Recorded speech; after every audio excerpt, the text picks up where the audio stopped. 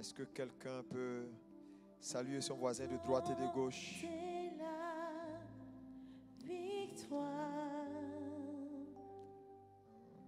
Alléluia.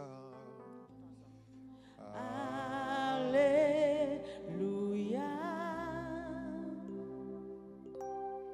Tu as remporté pour moi. La mort n'a pas pu te retenir. Alléluia. Alléluia. Tu as remporté la. Est-ce que quelqu'un peut le chanter?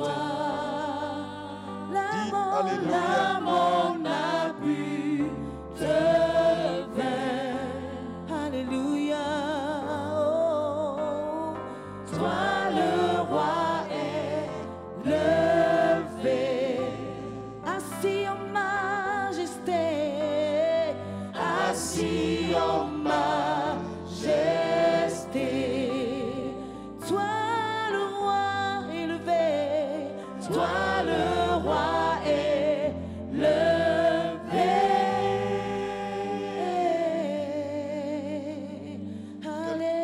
Alléluia.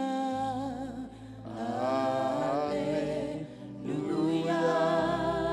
Merci Oh mon Seigneur. Dieu, Alléluia.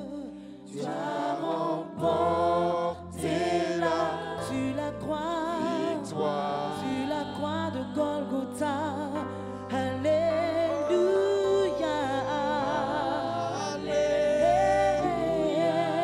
Oh, Tu Karada l'as Basende remporté Doros. juste pour moi. Jesus. Tu l'as fait pour moi. La mort n'a pu te vaincre. Sois le roi élevé, toi le roi élevé. Bakara Masanderedos. Assis, assis en majesté, toi le roi est levé. Seigneur, merci pour ta fidélité. Est-ce que quelqu'un peut dire Amen? Ce soir, on va s'entretenir et nous allons prier. Je vous ai dit hier que aujourd'hui, demain, nous allons parler de la question des foyers du mariage parce que c'est un point important dans ce temps de jeûne et prière. Dans la 4e semaine, nous avons le foyer et les affaires, tout ce qui est finances, affaires.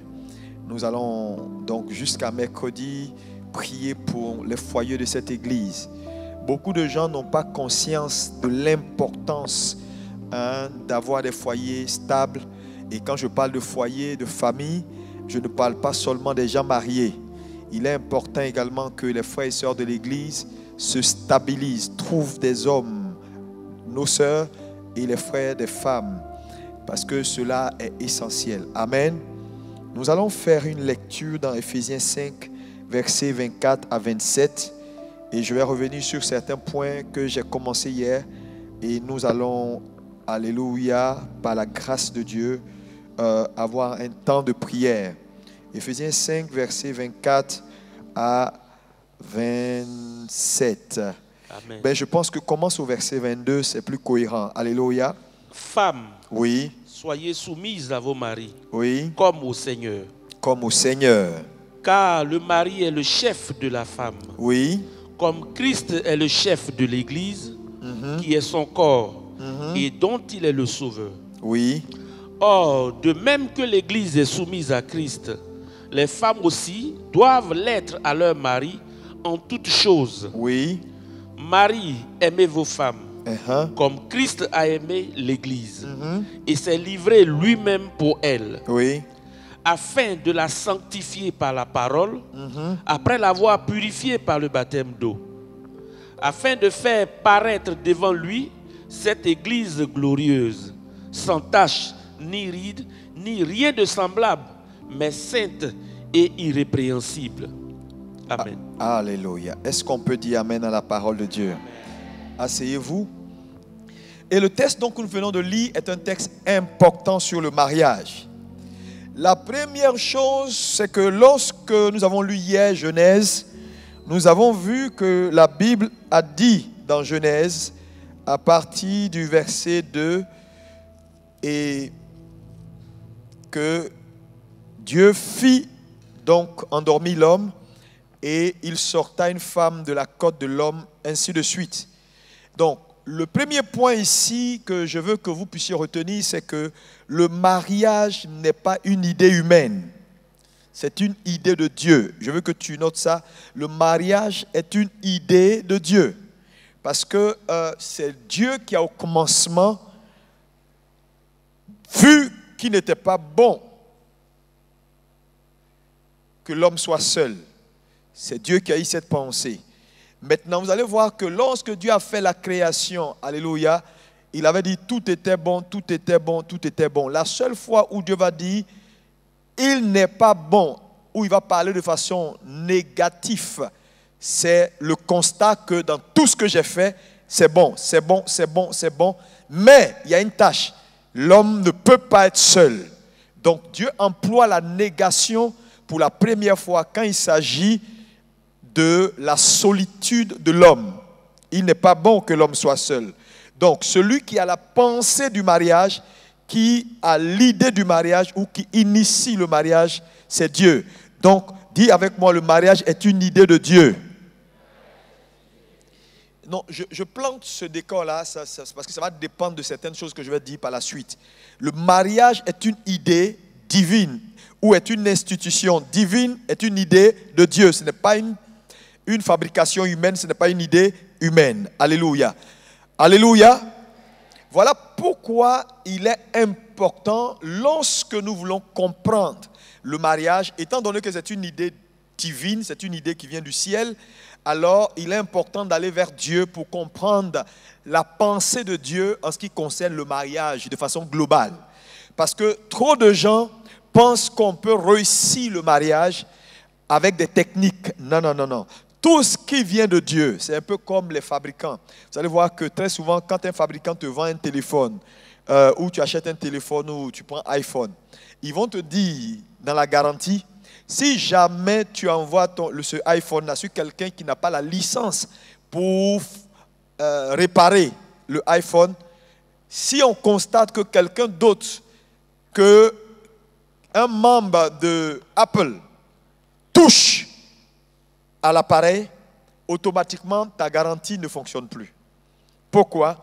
Parce que le fabricant sait ou a les aptitudes nécessaires pour fixer ce qui a fixé lorsqu'il y a un problème. Dites-moi Amen. Donc le mariage est une idée de Dieu. Dis avec moi, c'est une idée de Dieu. Alléluia. Maintenant, donc, premier point, c'est une idée de Dieu. Deuxième chose que je veux que tu puisses savoir, c'est important, le mariage, donc, étant une idée de Dieu, le mariage est certes quelque chose qui est la volonté de Dieu, mais le mariage est une option. Dis avec moi, c'est une option. Oh, dis avec moi, c'est une option. Le mariage est une option parce qu'elle n'est pas indispensable pour accomplir la volonté de Dieu. Je m'explique. Dieu est celui qui a initié le mariage, mais il a rendu le mariage optionnel. C'est-à-dire qu'il n'a pas lié le mariage à l'accomplissement d'un dessein. Ça veut dire qu'un homme peut vivre, accomplir le plan de Dieu pour sa vie, qu'il soit marié ou pas. Ça, c'est un point sur lequel je veux qu'on soit tous d'accord et qu'on dise Amen. Chaque être humain a une destinée. Ça, c'est un point qui est... C'est-à-dire, un homme qui naît d'une femme a une destinée, a quelque chose que Dieu assigne à sa vie. Mais ce quelque chose que Dieu assigne à sa vie, le mariage n'est pas un élément c'est-à-dire obligatoire pour pouvoir accomplir ce but-là. Et voilà pourquoi je voulais te donner un conseil de ne pas passer toute ta vie à attendre un mari et rater le but de Dieu pour ta vie. il est mieux pour toi que le mari soit là maintenant ou qu'il ne soit pas là maintenant, que tu te concentres à faire ce que Dieu t'a appelé à faire. Si un temps il te trouve dedans, vous continuez le chemin, mais ne passe pas tout ton temps parce que tu cherches à te marier, parce qu'il y a des personnes qui ont mis leur vie, leur destinée, tout entre parenthèses, parce qu'elles sont en train d'attendre l'homme de leur vie. Je vois des sœurs, même dans l'église, qui n'ont plus de zèle pour l'œuvre de Dieu, qui ne font rien, qui attendent juste un mari. Tous les sujets de prière, je veux me marier. Tu parles avec elle 10 fois, je veux me marier. Tu lui demandes de faire quelque chose pour Dieu, je veux me marier d'abord. Tu lui demandes, tu habites où? Non, je suis chez ma maman, j'attends mon mari. C'est-à-dire, tout, elle n'a plus d'idée, elle n'a plus de vision, elle n'a plus rien. Même quand elle veut prendre une initiative d'acheter une maison, elle attend son mari. Même quand elle veut prendre une initiative de commencer à acheter même des casseroles, j'attends mon mari pour voir quelle casserole il veut. C'est-à-dire, elle ne vit plus. Sa vie est entre parenthèses parce qu'elle attend son mari. Tu vas regretter. Tu vas regretter. Parce que Dieu t'a d'abord fait pour un but. Quelqu'un me dit Amen. Dis avec moi destinée. C'est très important parce que ce point-là, parce que, ah non, quand je vais me marier, je vais faire comme ça. Quand il n'est pas encore venu, fais ce que Dieu t'a appelé à faire.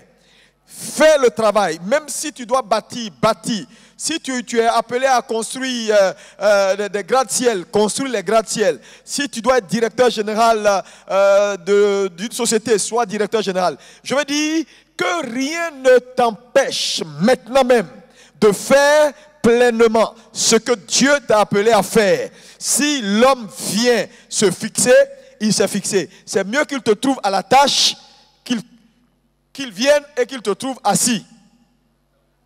Est-ce qu'une femme peut me dire Amen? Donc le mariage est optionnel. Parce que vous allez voir dans la Bible, beaucoup de gens ont accompli des choses exceptionnelles. Ils n'étaient pas mariés. Donc, le mariage est certes bon, est certes la volonté de Dieu, est certes une idée de Dieu, mais elle reste optionnelle. Elle n'est pas indispensable pour accomplir la volonté de Dieu. Dis ça à ton voisin, elle n'est pas indispensable pour accomplir la volonté de Dieu. Alléluia. Lis-moi Matthieu 19, verset, à partir du verset, disons, 9. Vas-y. Mais, à partir du verset 8, il leur répondit, c'est à cause de la dureté de votre cœur que Moïse vous a permis de répudier vos femmes. Au commencement, il n'en était pas ainsi. Oui. Mais je vous dis que celui qui répudie sa femme, sauf pour infidélité, et qui en épouse une autre, commet un adultère. Continue. Ses disciples lui dirent, si telle est la condition de l'homme à l'égard de la femme, il n'est pas avantageux de se marier. Regardez la réponse des disciples. Les disciples disent qu'il n'est pas donc avantageux de se marier. Les disciples sont en train de nous dire simplement que le mariage n'est pas un jeu. Donc ils se rendent compte, après avoir discuté avec Jésus, que certes c'est une idée de Dieu, certes c'est une bonne chose, mais vu ce qui est dit concernant le mariage, il est avantageux. Le mot avantageux veut dire simplement que, ça dit, relis-moi la dernière phrase. C'est du français. Oui. Ses disciples lui disent, oui. Si telle est la condition de l'homme à l'égard de la femme, il n'est pas avantageux de se marier. Donc, il n'est pas avantageux de se marier. Donc, ça dit que quelqu'un qui se marie, selon leur compréhension, ils sont arrivés à la prise de conscience que l'affaire est sérieuse. Donc, si telle est la condition de l'homme vis-à-vis de la femme, alors ne pas se marier est beaucoup plus avantageux que de se marier. C'est-à-dire ne pas se marier est beaucoup meilleur que se marier. Parce qu'ils disent il est avantageux, il n'est pas avantageux de se marier. Donc, les disciples planquent le décor pour nous faire comprendre que certes, c'est une idée de Dieu. Certes, elle sort de la pensée de Dieu. Certes, elle est optionnelle. Et voilà même pourquoi Dieu l'a rendue optionnelle. Parce qu'en réalité, ce n'est pas un jeu. Ce n'est pas un jeu. Et les disciples, vous allez voir que la plupart de ces disciples-là ne se sont pas mariés. Parce qu'ils ont parlé en live avec le Créateur, le concepteur du mariage, et ils sont arrivés à une prise de conscience que l'affaire là n'est pas une affaire. Hein? Ce n'est pas un jeu. Frère, et cela est très important, le mariage n'est pas un jeu et le mariage peut détruire une destinée.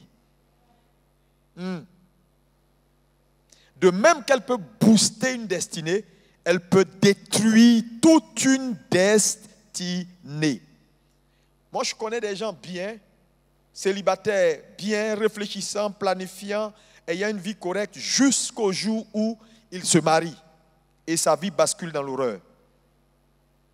Le mariage n'est pas un jeu. Et je voulais dire à tous ces jeunes frères et jeunes sœurs, parce que vous savez, la mauvaise façon d'enseigner le mariage, de présenter le mariage, a mis la pression, même nos maisons, dans nos familles, sur nos jeunes sœurs, nos jeunes frères, de telle sorte que les gens se bousculent à la porte. Je veux me marier, quand je ne suis pas marié, comment on va me regarder, je grandis. Et les gens donc font de ces mariages 1 pour 5 francs, 10 pour 25 francs, et ils se retrouvent en train de voir leur destinée boycottée et bafouée. C'est une idée de Dieu. Dites-moi Amen.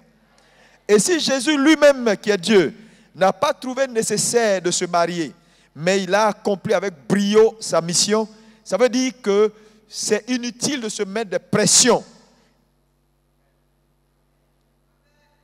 Quelqu'un me dit un bon Amen. Alléluia. J'ai dit, bien qu'elle soit une bonne chose, elle peut aussi détruire. Donc, voilà pourquoi il ne faut pas prendre le mariage à la légère. Et je vais vous dire une vérité qui est une vérité claire et biblique. La plus grande décision qu'un homme peut prendre dans sa vie, c'est la décision du salut.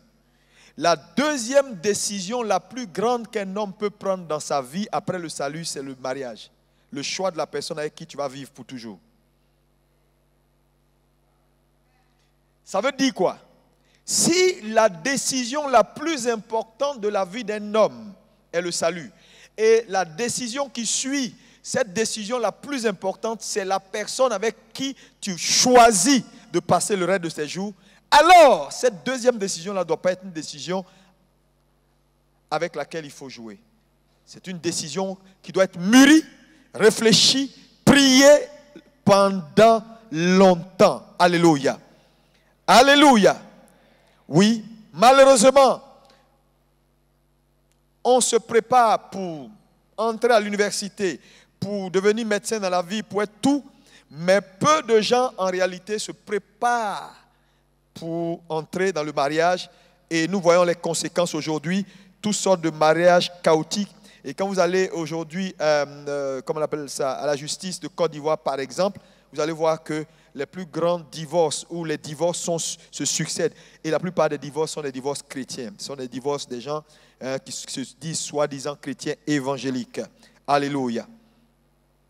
Alléluia. C'est une idée de Dieu. Donc, étant donné que le mariage est une idée de Dieu, alors bâtir un foyer ne doit pas être chose facile. Frère, je vais te dire la vérité, il est facile de bâtir une maison, mais bâtir un foyer est autre chose. Construire une maison, ça va te prendre un peu de temps, un peu de force, un peu d'argent. Tu vas monter ta villa tout de suite, mais bâtir un foyer, c'est toute une vie.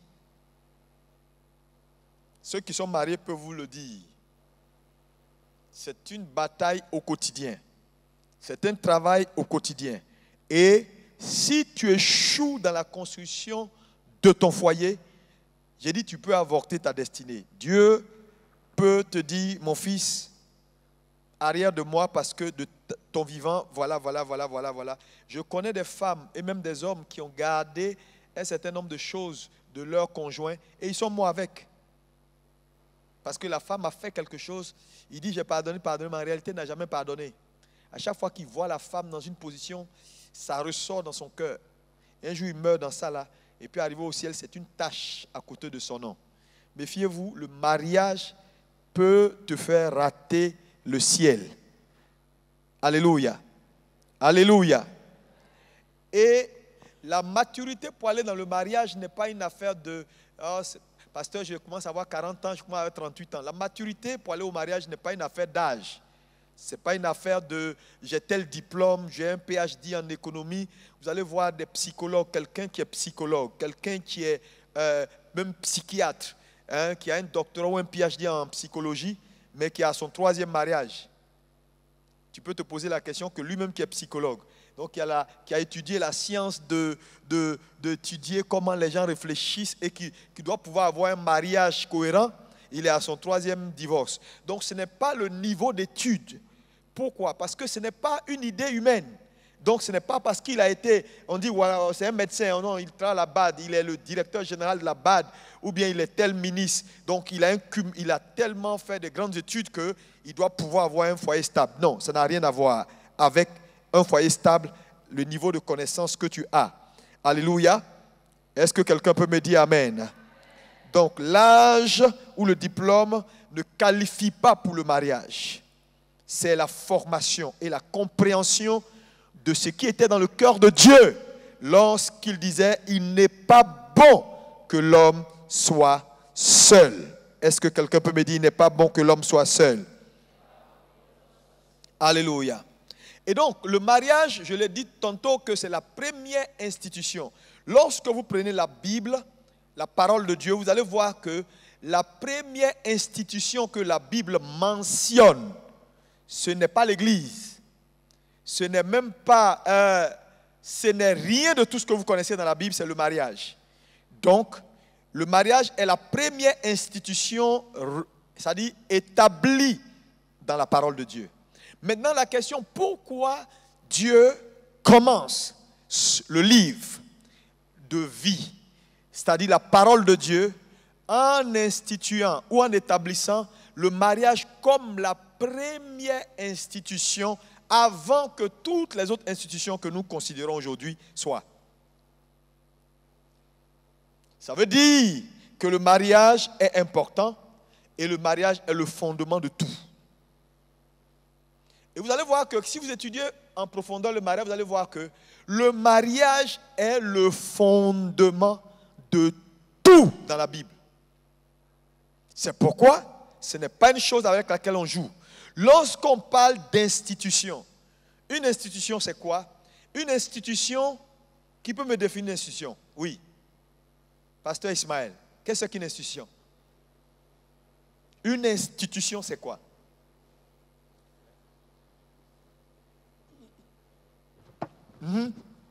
Une institution, c'est soit une structure, oui, soit un ensemble de lois établies, hiérarchisées, dans le but de pouvoir perpétuer ou bien appliquer une certaine légalité. Ok.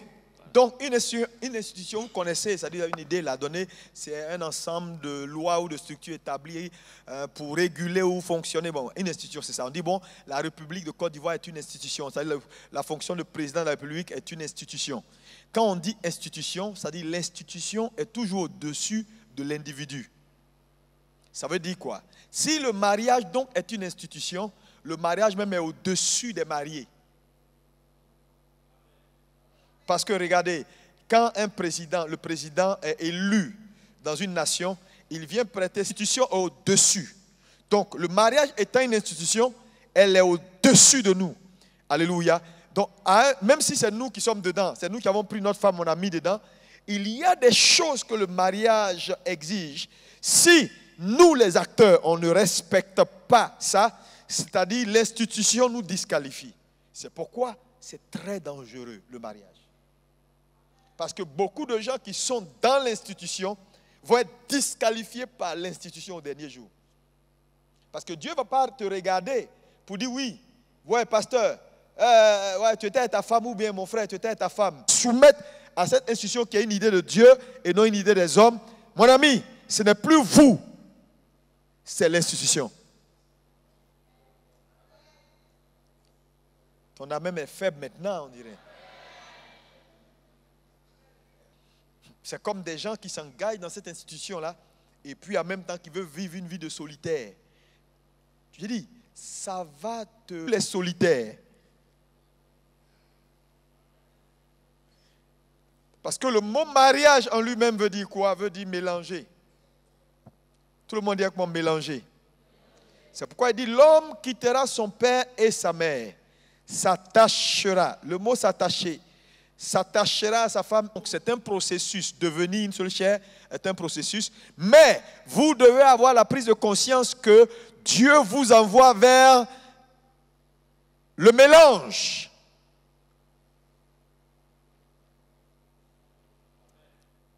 Donc, il ne peut pas avoir de mélange si toi tu choisis de vivre solitaire. Tu vis avec ta femme dans la maison, mais c'est comme si tu vivais célibataire. Il y a des femmes aujourd'hui qui vivent avec leur mari, mais qui vivent comme des célibataires. Qui vivent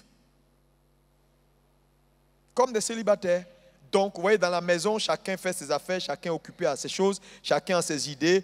Alléluia. C'est pourquoi si tu es là, tu n'es pas encore marié, par exemple, que tu es un foncièrement solitaire, il faut que Dieu te délivre avant d'entrer. Hein? Parce que tu vas te créer des problèmes après. Parce que moi, je te dis la vérité, si Jésus revient maintenant là, je ne sais pas quelle sentence il va t'appliquer. Alléluia.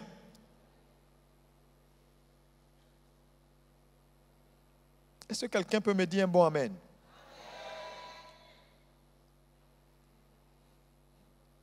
Alléluia. Lis-moi Hébreux 13, verset 4.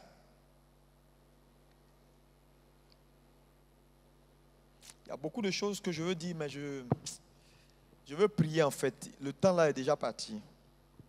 Que le mariage soit honoré de tous. Oui. Et le lit conjugal exempt de souillure. Car Dieu jugera les impudiques et les adultères. Que le mariage soit honoré de tous. Le mot ici, honoré de tous, veut dire que l'institution soit honorée de tous. Et le lit conjugal, exempt de souillure. Oui. Car Dieu jugera les impudiques et les adultères. Ici, là, c'est fort. Hein? Dieu va juger. Que l'institution soit honorée de tous et le lit conjugal de toute souillure. Mais ici, quand on parle de lit conjugal de tout et adultère, vous voyez qu'il utilise le mot impudique, il utilise le mot adultère. Donc Dieu va juger impudique et adultère. Ça veut dire qu'il vise deux objectifs qui ne sont pas les mêmes forcément. Alléluia. Alléluia. Alléluia. Mais le point que je veux souligner ici, c'est que l'institution soit honorée de tous. Est-ce qu'on peut dire avec moi? Que l'institution soit honorée de tous. Plus fort. Donc tout le monde doit honorer et faire sa part. Le problème, c'est comme je l'ai dit, les gens sont pressés d'aller dans le mariage parce qu'ils pensent que le mariage, c'est coucher avec femme. Ça, là, c'est rien du tout. Il y a beaucoup plus que ça. L'institution a des... pour accomplir le but de Dieu. Alléluia. Et respecter les clauses de l'institution pour que ce que Dieu avait dans sa pensée, c'est une idée de Dieu, ce que Dieu a dans sa pensée se réalise. Parce que vous avez vu que le passage qu'on a lu tout à l'heure nous fait le parallèle entre Christ, l'époux, et l'Église, et puis qui? La femme. Reprends-moi le texte. Femmes, soyez soumises à vos maris. Regardez, femmes, soyez soumises à vos maris. Comme au Seigneur. Ici, par exemple, tu peux voir décliner certaines prérogatives ou certaines demandes de l'institution. Numéro 1, femmes, soyez soumises à vos maris comme au Seigneur. Donc, la soumission dans une entité, la soumission. Le vrai problème, c'est qu'il faut comprendre ce que ça veut dire se soumettre. Qu'est-ce que c'est que la soumission? Est-ce que la soumission, parce que si tu veux bien comprendre la soumission, il faut comprendre, il faut aller à Genèse. La Bible dit, Dieu prit une côte de l'homme et il fit la femme. Il a pris une côte. Dis avec moi, il a pris une côte. Il n'a pas pris un os des pieds. Il a pris un os du côté. Donc ça veut dire la femme n'est pas derrière, ni devant, ni en bas. Elle est à côté. Dis-moi à côté. À côté. Oh, dis bien s'il te plaît. Parce que si vous voulez qu'elle soit en bas du pied, elle prend un petit os de orteil là. Il n'a pas pris ça. Dieu sait ce qu'il fait. Il a pris à côté. Dis à côté. Donc la femme doit être à côté de l'homme, pas derrière l'homme, ni devant l'homme. À côté. Oui, vas-y. Car le mari est le chef de la femme. Continue. Comme Christ est le chef de l'Église. Donc, femmes, soyez soumises à vos maris comme au Seigneur. Ici également, si tu veux comprendre la notion de soumise, il faut voir, il faut bien tenir compte du comme au Seigneur. Soyez soumises comme au Seigneur, comme au Seigneur. Ça veut dire simplement, la Bible est en train de dire, l'institution nous demande. Ici, dans la soumission qu'on demande à la femme, c'est comme au Seigneur. À la limite, ne vois pas l'homme, vois le Seigneur. Donc, soumets-toi comme au Seigneur. Maintenant, comprendre la soumission, c'est aller à Genèse. J'ai dit, la femme est à côté, elle n'est pas devant, elle n'est pas derrière. Donc, la femme est égale à l'homme. La femme est égale à l'homme. Alléluia, dis Amen. Donc, lorsqu'on parle de soumission ici, c'est une affaire de rôle. La femme a un rôle pour que l'institution marche. La femme a un rôle de soumission. C'est comme dans une république, pour que l'institution marche, le président de l'Assemblée nationale a un rôle. Mais c'est une question de rôle, ce n'est pas une question de le président est supérieur au président de l'Assemblée nationale ou il est supérieur à son vice-président. Souvent, ils sont les deux sur la même liste. Ils sont colistiers. Mais il y a un qui est président et il y a un qui est vice-président. Les deux, on les regarde et puis on les vote. C'est comme à la mairie. C'est une liste qu'on vote, ce n'est pas un individu. Vous êtes d'accord avec moi? Donc, quand on vote une liste là, mais après, on appelle l'autre adjoint au maire. Mais adjoint au maire, là, c'est une question de fonction, de rôle. Donc, la femme, la soumission est une affaire de rôle. Ce n'est pas une affaire d'infériorité. Dis-moi Amen.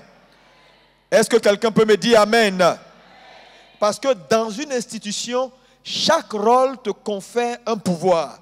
Chaque rôle te confère, c'est-à-dire une certaine capacité pour aider l'institution à bien marcher ou à mieux marcher. Donc la femme a un rôle de soumission. Pourquoi? Parce que l'Église qui est comparée à la femme ou qui a la similitude en termes de comparaison à la femme a également, vis-à-vis de Christ, un rôle d'influence.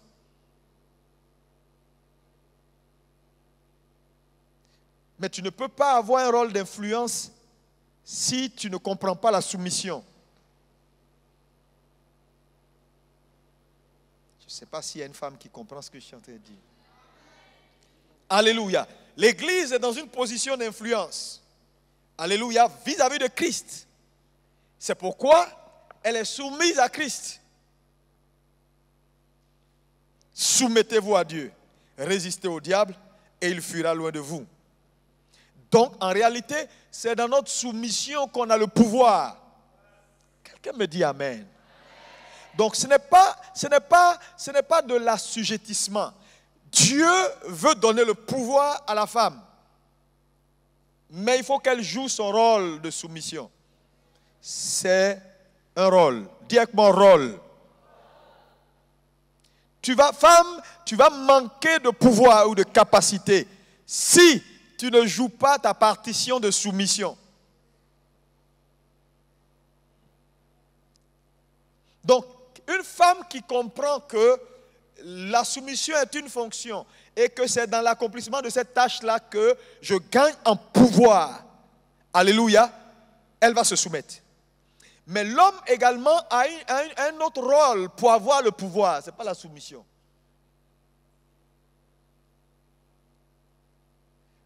Christ a eu le pouvoir, mais pas par la soumission. Et vous allez comprendre tout à l'heure le rôle de l'homme ou de Christ. Parce qu'il faut comprendre, il faut étudier, il faut faire une étude parallèle pour comprendre réellement ce que c'est que le mariage. Parce que la Bible fait comme ça. Ce n'est pas par hasard que la Bible fait ça. Alléluia. Amen. Bon, continue, on va y revenir. Oui, vas-y. Le mari, car le mari est le chef de la femme. Oui. Comme Christ est le chef de l'Église. Comme Christ est le chef de l'Église. Vous comprenez? Donc, tu te soumets à ton mari comme l'Église est soumise à Christ. Christ est le chef de l'Église. Le mot chef, ce n'est pas... Tout ça, c'est encore une question de rôle. Alléluia. Dis Amen. Ici, par exemple, je suis le pasteur principal. Je ne suis pas meilleur que toi, parce que sans toi, je ne suis pas. Mon pasteur, là, je peux faire ça avec les chaises vides? Dites-moi. Je peux faire mon pastoya, là, avec chaises vides? Non. Il faut que tu sois là pour que ma fonction ait un sens. Il faut que je sois là pour que ta fonction ait un sens. Donc, on est interconnectés, interdépendants. Donc, quand il y a interdépendance, ça veut dire qu'il n'y a plus une affaire de supériorité.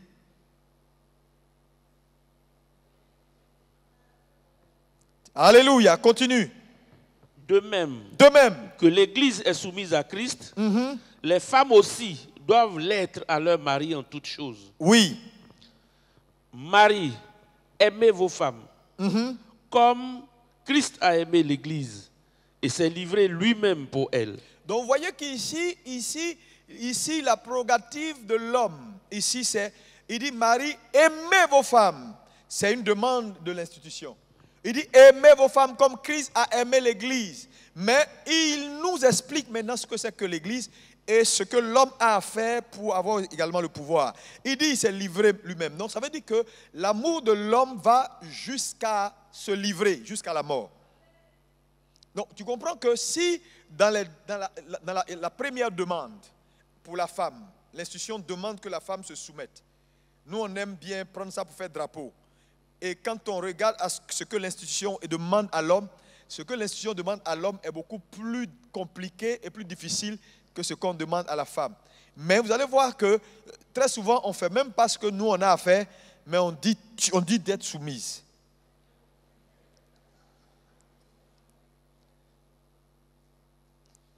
Aimez vos femmes. Comme Christ a aimé l'Église et il a fait quoi? La preuve de son amour, c'est qu'il s'est livré pour cette Église. En tant qu'homme, tu dois être prêt à mourir pour ta femme, à te livrer. Ah, tu vois, comme la Bible dit plus tard que celui qui n'aime pas sa femme, c'est comme s'il ne s'aimait pas lui-même, car personne ne peut haïr sa propre chair. C'est compliqué, hein? Parce que Christ ne peut pas dire « je n'aime pas l'Église » étant donné que l'Église est son corps. S'il dit « il déteste l'Église », ça dit « il déteste son propre corps ».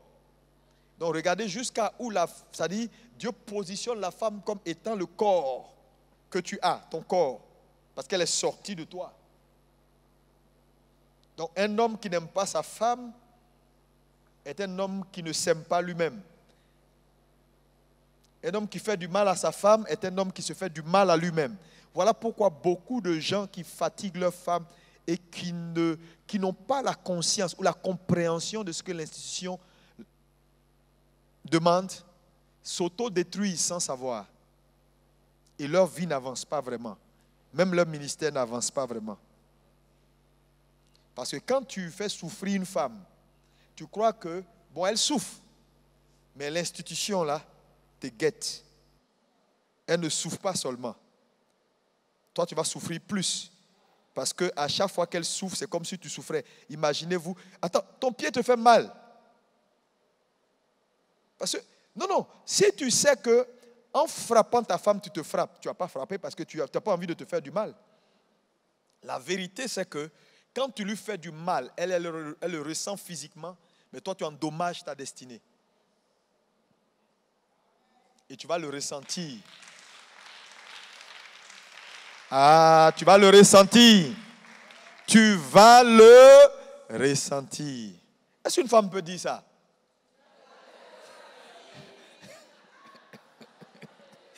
Elles ont dit ça fort. Voilà. Ceux qui oseraient pour entendre, regardez, tu as les ressentis.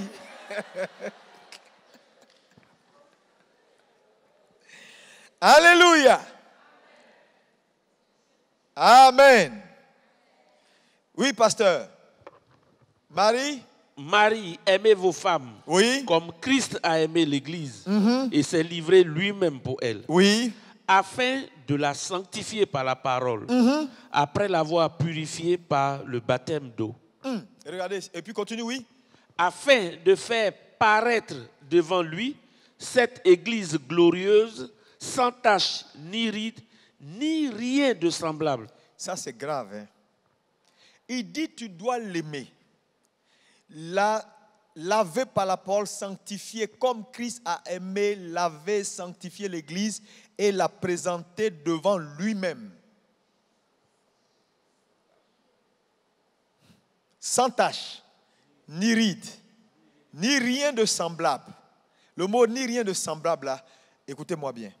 Je te dis, si tu es un homme, tu es dans cette salle, la femme idéale n'existe pas. Ça veut dire quoi? Ça veut dire la femme qui est dans ta tête, tu as toujours voulu avoir là.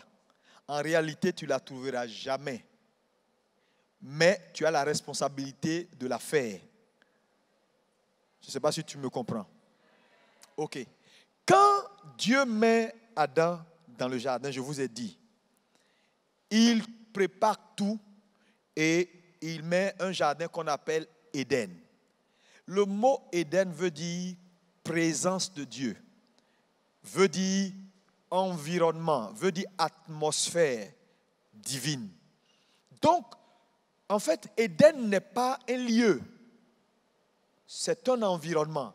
Et un environnement peut ne pas être physique. C'est pourquoi aucun chercheur n'a trouvé encore Éden. Parce que Éden n'était pas un lieu géographique. Donc Dieu prend l'homme, il met l'homme dans sa présence, Éden. Et c'est dans cette présence-là que Ève rencontre Adam. On ne rencontre pas un homme en brousse.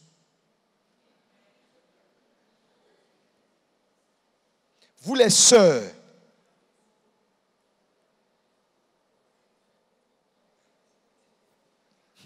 il va se comporter comme Agouti.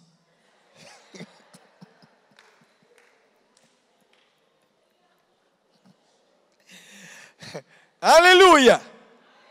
Mais il y a des soeurs, tu leur parles, oui, non, il n'est pas mal. Frère, soeur, je te dis, c'est une affaire de destinée. Ce que je te dis là, il faut bien m'écouter.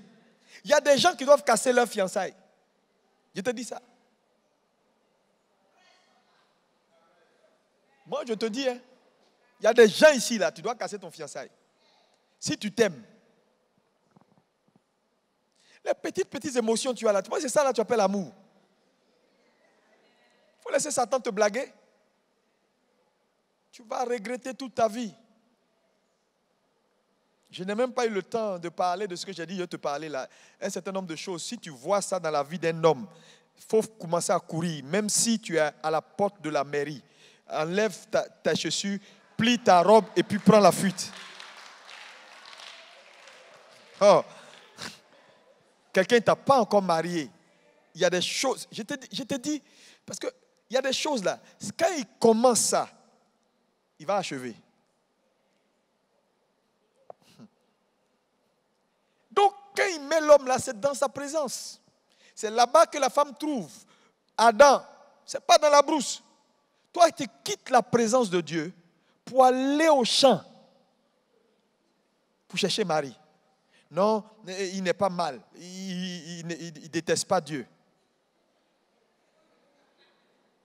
Il y a quoi de chrétien, il y a quoi de spirituel dans le monsieur là?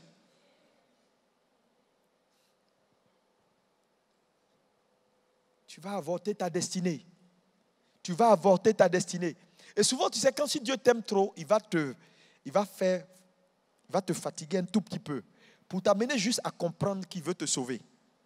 Mais si tu persistes, il va lâcher prise. Il faut toujours lire entre les lignes. Dieu va aller jusqu'au bout pour te sauver, s'il peut t'aider. Je te dis, hein, Il y a des gens, si jusque-là, là, tu n'es pas encore marié, ça, le monsieur te dit, j'arrive pas, je n'ai pas l'argent. C'est pas, tout ça, il faut commencer à prier dessus pour voir. C'est peut-être Dieu qui te donne un temps, sursis, pour que tu reviennes à toi-même, que tu sois désenvoûté.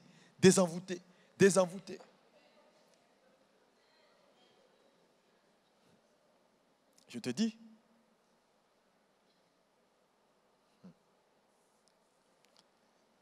Et donc, je parlais d'une chose de très importante. Donc, il met Adam dans le jardin, dans sa présence. Il fait la femme, il ramène la femme dans la présence de Dieu. Je vous ai dit hier que la première personne que la femme voit, ce n'est pas l'homme, c'est Dieu. Deuxième chose, il va dire quelque chose d'important. Alors, il va dire, garde le jardin et cultive le jardin. Il dit cultive. Tout le monde dit mot cultive. Le mot cultiver veut dire sortir le meilleur d'eux. Sortir le meilleur de ton environnement. Mais n'oublie pas que cultiver, là, c'est un commandement. C'est un commandement également que l'institution nous impose, nous en tant qu'hommes. On doit cultiver. Maintenant, quand la femme vient, tu as obligation de la cultiver. Pourquoi il faut la cultiver? N'oubliez pas que la Bible dit tout à l'heure qu'on a lu que Christ a lavé l'Église. Il a sanctifié l'Église. Il a tout fait. Ça veut dire qu'il a cultivé l'Église et il a amené l'Église à un niveau où l'Église a désormais est sans tache ni ride. Ça veut dire que l'Église n'était pas comme ça avant. Mais il la présente maintenant sans tache ni ride. Ça veut dire quoi? L'Église que lui, il a toujours voulu. L'Église qu'il s'est voulu. L'Église pour laquelle il est mort. Ce n'est pas cette Église-là. Donc, il va se donner tous les moyens pour la laver, pour la sanctifier, pour faire en sorte que l'Église paraisse comme il veut. La présenter désormais sans tache ni ride, ni rien de semblable. Le mot ni rien de semblable, ça dit qu'elle ne ressemblera pas à autre chose que ce qu'il a toujours voulu voir. Ça veut dire quoi? La femme que tu désires, celle que Dieu a mis dans ton cœur là, tu as la responsabilité de la sortie du produit brut que Dieu t'a envoyé.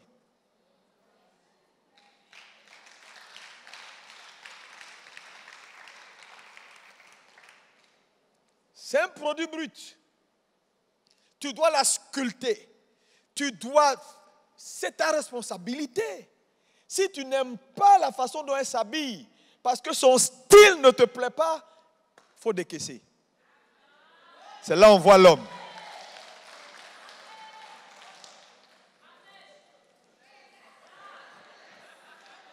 Ne parle pas pour parler. Parce que cultiver la crise, mon cher, il a payé le prix pour. Paye le prix. Non, c'est quelle façon de s'habiller ça? Envoie-la sur les Champs-Élysées. Tu verras qu'elle a des goûts. Les histoires de Seigneur, tu lui donnes là, quel goût qu'est-ce que tu veux qu'elle te sorte? Elle est trop forte même. Elle mélange les trucs, brode tout ça, et puis elle se sort un truc, tu n'es pas content. Donne-lui l'argent, tu verras. Donc cultiver, c'est ça, il faut sortir le meilleur. Quand ta femme, elle commence, je veux te dire, si tu veux voir ta femme Miss Côte d'Ivoire, c'est ta responsabilité de la cultiver. Tu dis, mais tu manges trop. Regarde comment tu as commencé à prendre du... Ok, tu veux pas tu veux qu'elle soit slim? Va inscrire là dans un truc de sport. Hein, quelque part où il y a toutes les machines, tu vois, non? Et puis toi-même, tu es devant et puis tu dis, allons-y. Et puis tu up. Tu vas voir si elle ne va pas changer. Mais tu ne fais que parler. Christ n'a pas parlé pour parler. Et ça sera un point important qui va disqualifier beaucoup d'hommes parce que c'est une obligation de l'institution. Un président de république de quelque nation que ce soit qui prête serment, la République a obligation d'en prendre soin à tous les nids. Non, c'est pourquoi c'est sérieux ce que je suis en train de vous dire. Cultiver, il faut cultiver la femme. Il faut la mener à ce que tu as toujours voulu voir dans une femme là. Quand tu la vois, tu dis oui, ça, c'est ce que j'ai toujours cherché. Tu la cultives. Mais tant que tu ne l'as pas encore cultivée, arrête de lui lancer des trucs, tu n'es pas bien, tu es mal, tu es mauvaise. Tu vas voir ce qui va t'arriver. Insulte-la tout le temps. Elle ne sait pas parler. Ouais, tu parles, mais on n'entend pas. Ok, il faut l'inscrire dans une école où on apprend à parler, où on apprend la diction, des trucs comme ça. Voilà, c'est tout. Ce que je dis là, ce n'est pas la Bible. Je vous dis, c'est sérieux.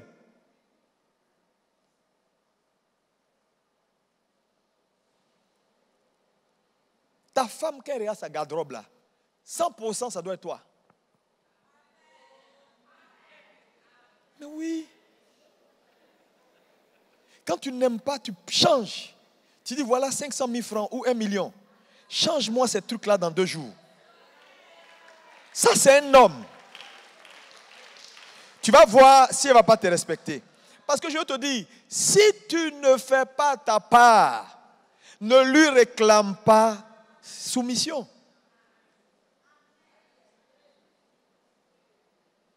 C'est ce qui fait qu'il y a plein de problèmes. Parce que, tu sais, l'institution est têtue. Quand un homme n'a pas la capacité de tenir ses responsabilités, il perd l'autorité. Parce que l'autorité est attachée à la responsabilité. Tu ne fais rien pour ta femme. Depuis que tu l'as pris là, valeur ajoutée. Au contraire, tu as dégradé son estime d'elle-même. Tout le temps en train de lui dire, mais toi vraiment, mais tu es fort incroyable. C'est quelle femme, je ne comprends pas. Mais tu viens d'où toi? C'est-à-dire, tu es tout le temps en train de la matraquer. Alors que ça, c'est ton travail. Hein. Faire d'elle sans tache ni ride. Regardez comment l'église est mauvaise. Regardez même les défauts de cette église que vous voyez même ici à Abidjan. Vous avez vu Christ tout le temps en train de se fâcher? Mais c'est quelle église ça? Mais malgré tout ça, frère, son église reste son église. Malgré les défauts, il continue de travailler avec persévérance pour que cette église soit trouvée sans tache ni ride.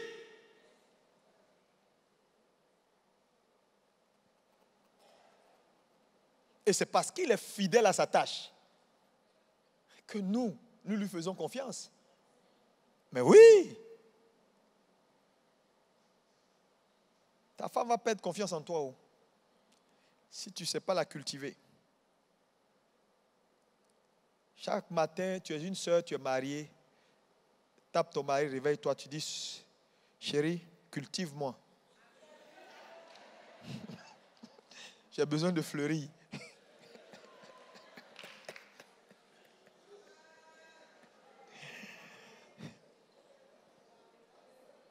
S'il te parle mal, va à la police. Mais oui, c'est un gars qu'on peut mettre en prison. Toi, tu as une responsabilité. On te demande de tenir tes responsabilités. Tu dis oui, quitte là-bas. Les hommes qui sont tout le temps en train de mal parler à leur femme, mal parler. Elle ne veut qu'une seule chose.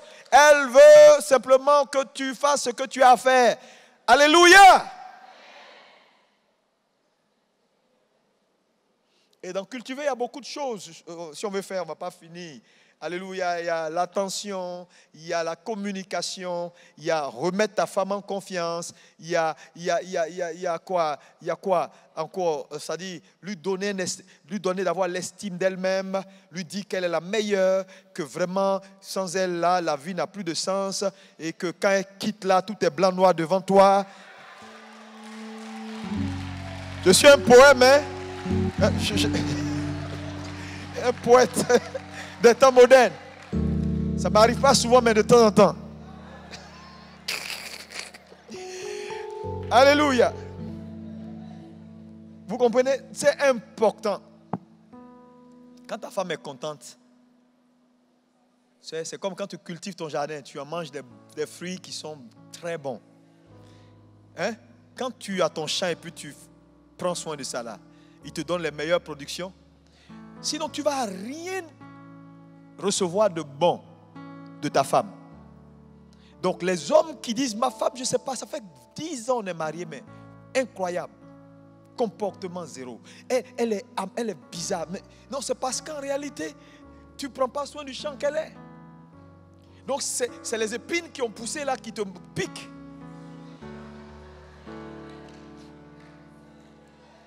Vrai ou faux? Attends, toi-même, c'est toi qui as d'abord pour enlever les trucs. Tu ne fais pas. Ça pousse, ça te pique. Tu dis oui, je ne comprends pas. Je ne comprends pas. Alléluia!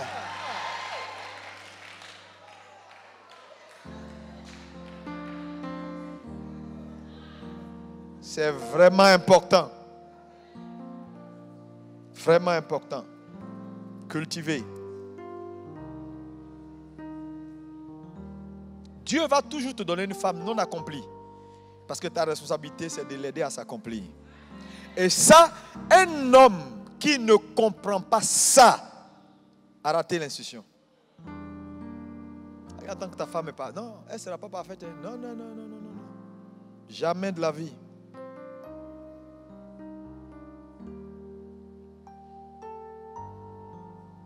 La femme de Jésus, c'est l'Église.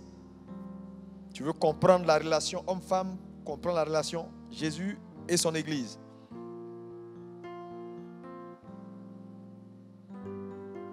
Il dit à l'homme ensuite, garde le jardin. Garder le jardin, c'est-à-dire il donne à l'homme le rôle de protecteur. L'homme est un protecteur dans les prérogatives qui reviennent dans l'institution à l'homme. L'homme est le protecteur.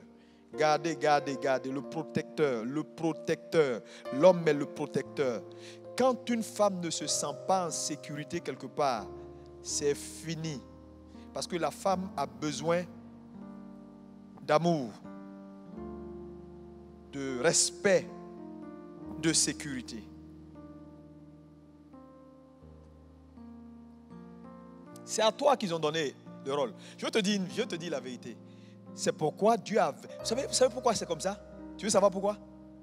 Tu veux savoir pourquoi? Oui. Il dit, l'homme quittera son père et sa mère, s'attachera à sa femme et les deux deviendront quoi? Une seule chair. L'homme quittera son père et sa mère, s'attachera. Mais en réalité, celui qui quitte, ce n'est pas l'homme mâle, c'est la femme mâle qui quitte. La femme mâle, elle quitte l'autorité parentale, qui est le symbole de la sécurité. Donc, quand elle vient chez toi, là, et qu'elle change de nom, vous savez, dans la culture hébraïque, quand vous lisez la Bible, quand tu as changé le nom de quelque chose, tu possèdes la chose. Tu comprends, non? Mais vous allez voir que quand Dieu envoie Ève vers Adam dans sa présence, réflexe numéro 1 d'Adam, waouh, voici celle qui est os de mes os, chair de ma chair, on l'appellera. Il la nomme femme. Et c'est lui qui lui donne le nom de Ève. Ce n'est pas Dieu. Donc c'est comme s'il en fait sa chose. Quoi? Tu ne peux pas ne pas protéger. Puisque quand on a donné les commandements, il n'était même pas là. On dit protège, garde la sécurité. Tu maries enfant des gens, tu t'as loué maison au bord de la route, dans la brousse. Elle ne veut pas venir habiter, tu dis non, elle est orgueilleuse. Ce n'est pas orgueil. Elle ne se sent pas en sécurité. Et partout où une femme ne se sent pas en sécurité, elle ne te donnera pas son meilleur. Parce que la sécurité, elle est environnementale, mais elle est également morale. Une femme qui sait que tu es incapable, tu n'as pas un franc, elle n'est pas en sécurité. Quand même, elle veut s'il y a une maladie qui veut venir, elle dit au Seigneur, elle va jeûner, prier. Elle va dire non, maladie ne vient pas. Il ne faut pas venir, il ne faut pas venir, il ne faut pas venir. Même mot de tête, elle a peur de te dire parce que tu vas te fâcher. Tu vas crier. Il y a quoi encore? Bon, écoute, prends de l'eau, tu mets du citron et du miel. Parce que tu ne veux pas qu'elle aille à l'hôpital. Même quand elle te dit qu'elle a quelque chose, tu es tout le temps en train de justifier que non, mais qu'est-ce que tu as? Tu n'as rien. C'est parce que tu ne t'es pas reposé. Tu ne veux pas qu'elle aille à l'hôpital. Tu n'as pas d'argent.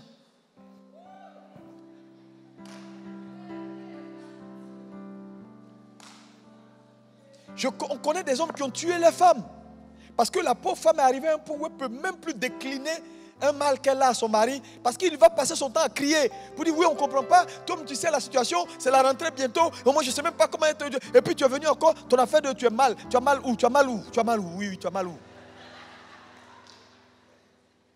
Non, elle va répondre. Ça va. Ok, ça va. Et elle va cacher le mal. Elle va souffrir à petit feu. jusqu'à un matin. Mais je veux dire à une femme ici, il ne faut pas mourir pour un homme. Dis-moi amen, dis-moi amen, dis-moi amen.